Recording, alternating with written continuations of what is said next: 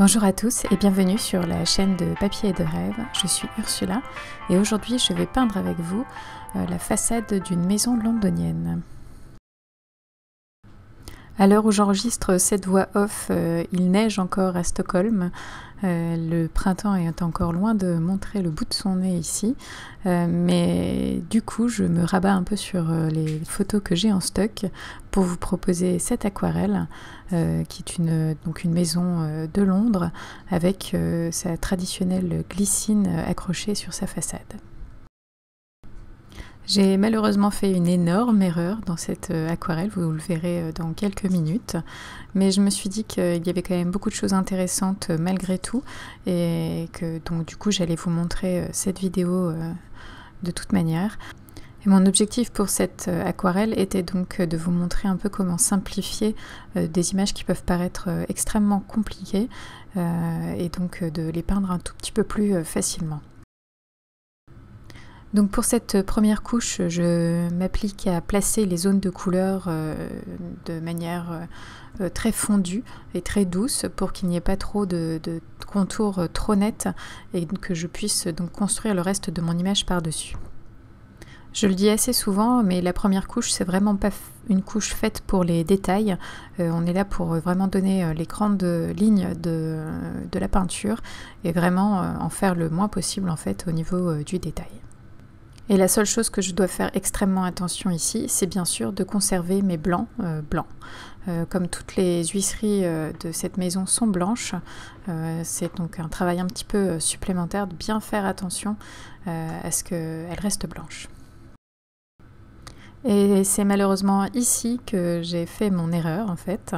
Je commence à placer les zones les plus sombres de mon aquarelle pour savoir un peu où je vais et avoir une meilleure idée de mon image. Donc c'est un peu toutes les fenêtres.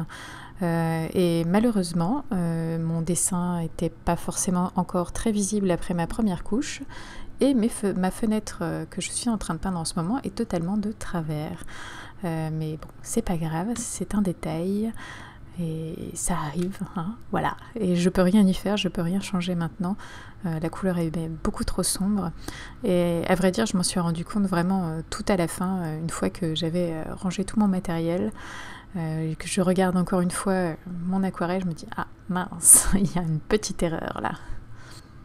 Mais du coup, ça me permet de vous rappeler que de temps en temps, le croquis est un petit peu plus important que ce qu'on croit et qu'il ne faut pas hésiter à bien le marquer sur le papier avec des traits bien visibles et que de toute façon, ça n'est pas très grave si ça se voit encore une fois l'aquarelle terminée.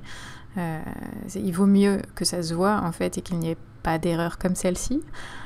Plutôt que de faire une erreur un petit peu idiote comme je l'ai fait dans cette aquarelle. Mais malgré cette petite erreur, cette aquarelle est tout de même très intéressante et notamment la façon dont j'ai traité la façon dont l'arbre se place par-dessus la fenêtre en haut à droite. Grâce à un pinceau un peu sec en fait, j'ai réussi à faire comme s'il y avait des feuilles devant. Bien sûr, je vais rajouter un petit peu de détails par la suite. Mais du coup, on a un peu cette impression que la fenêtre est là, mais elle est un peu cachée par l'arbre. Et c'est plutôt réussi, je trouve. Et de la même façon pour le haut de la porte, en fait, on commence à voir l'arbre qui passe par-dessus cette porte. Alors comme vous l'imaginez, c'est une aquarelle où je pourrais passer beaucoup de temps à faire des petits détails, mais c'est pas ce qui nous intéresse en fait. Ce qui nous intéresse, c'est de peindre un petit peu plus librement et de laisser l'œil du spectateur faire le reste. Et c'est ce travail que j'essaye d'appliquer ici et la façon donc dont je rends la texture du mur par exemple en mettant juste quelques briques par-ci par-là, ça vous donne l'information que ce mur est en briques, mais je n'ai pas peint toutes les briques une à une. Et je vais utiliser ce principe de simplification un peu pour tous les éléments qui se trouvent dans cette aquarelle, que ce soit l'arbre à droite, la glycine à gauche, ou même le chemin en pierre qui mène vers la porte. Tout tous les éléments de mon tableau sont traités de la même façon, avec cette même simplification, pour vous donner l'idée et les informations, juste le strict nécessaire pour vous donner l'information que ceci est donc un arbre, que ceci est une glycine, et sans faire trop de détails. En fait, j'utilise exactement le même principe que j'ai utilisé précédemment dans la vidéo où je peins une façade d'une autre maison. C'est vraiment vous donner l'idée des éléments et laisser faire votre cerveau qui reçoit les informations, qui va tout deviner en fait, et sans que moi j'ai trop à en faire. Et je laisse beaucoup plus de place à la suggestion en fait qu'au réalisme.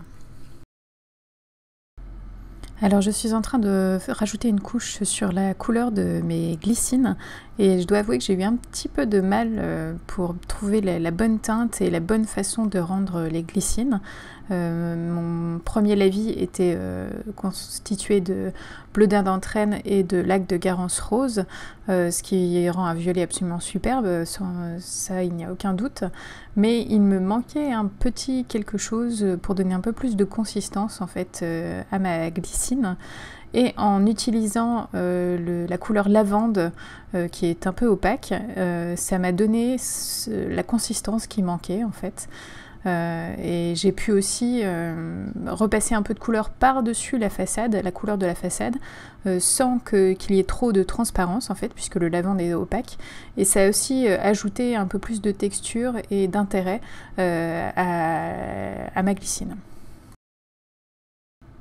Et en fait, l'arbre qui est à droite et la glycine sont un peu traités de la même façon. C'est juste des taches qui se fondent entre elles et des variations de couleurs de la même façon en fait.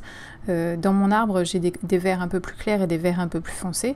Et dans ma glycine, j'ai des violets un peu plus clairs et des violets un petit peu plus foncés.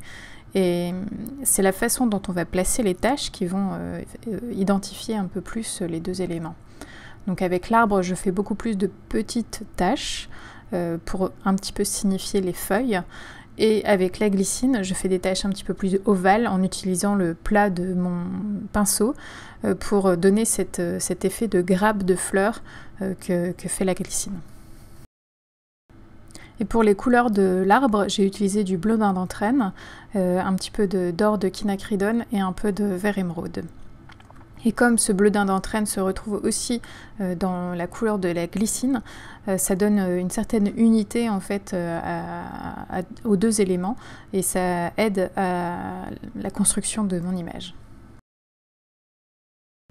Et parlons maintenant du matériel utilisé. Pour les pinceaux, j'ai utilisé un pinceau Raphaël Petit Gris 803 numéro 2. Et pour les petits détails, un Silver Brush Black Velvet 1/4 de pouce en forme de dague. Pour les couleurs, j'ai utilisé du bleu dinde d'entraîne, du vert émeraude, du Verona Gold Ochre, de l'or de quinacridone, de l'écarlate brûlée de quinacridone, de la laque de Garance rose et du lavande. Et pour mon papier, j'ai utilisé du papier Canson Héritage en grain torchon. Et maintenant qu'il y a plusieurs couches qui ont été ajoutées à ma première couche d'aquarelle, on commence à avoir un petit peu plus de définition dans les formes et un petit peu plus de volume aussi. Et bien sûr, il faut bien penser à rajouter quelques ombres dans les portes et dans les fenêtres pour toujours ajouter un petit peu cette idée de volume, sinon on va avoir une image très très plate. Pour les ombres, en fait, j'utilise une couleur grise qui va être constituée de deux couleurs qui sont déjà dans mon aquarelle. Donc ici, c'est du bleu dinde d'entraîne et l'écarlate brûlée de quinacridone. Les deux ensemble forment un gris qui est un petit peu chaud si on met un peu plus d'écarlate brûlée de quinacridone. Et du coup, ça rend un gris assez intéressant. Et c'est le même gris, en fait, dans une densité un petit peu plus importante que j'ai utilisé pour faire le chemin de pierre qui va jusqu'à la porte. Et je rajoute donc les derniers détails, quelques branches dans la glycine, quelques feuilles un petit peu plus délicates dans l'arbre, quelques branches aussi dans l'arbre, quelques herbes dans la pelouse sur le devant, sur le premier plan. Et mon image est pratiquement terminée. Comme je vois tout le temps cette erreur de position pour la fenêtre, j'ai du mal à me dire que cette image est particulièrement réussie. Je ne trouve pas.